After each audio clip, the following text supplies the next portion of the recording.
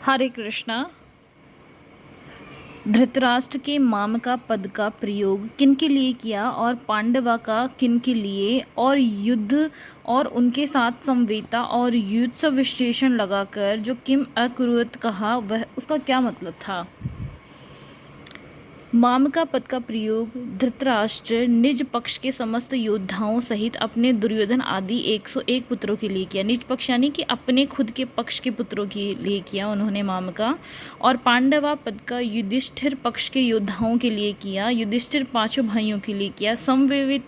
समवेता और युत्सव विशेषण देकर और किम अकुरुवत कहकर धृतराष्ट्र गत 10 दिनों के भीषण युद्ध का पूरा विवरण जानना चाह रहे थे।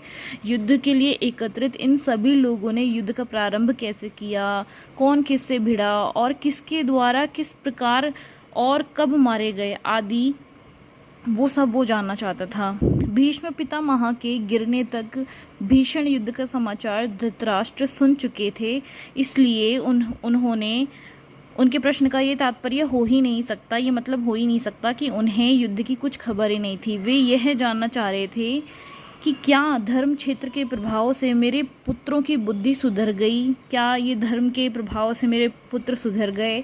उन्होंने पांडव का सतत्व देकर युद्ध नहीं किया, क्या उन्होंने पांडव को सब कुछ दे दिया और युद्ध नहीं किया, या क्या धर्मराज युधिष्ठिर ही धर्म क्षेत्र के प्रभाव से प्रभावित होकर युद्ध से निवृत्त हो गए।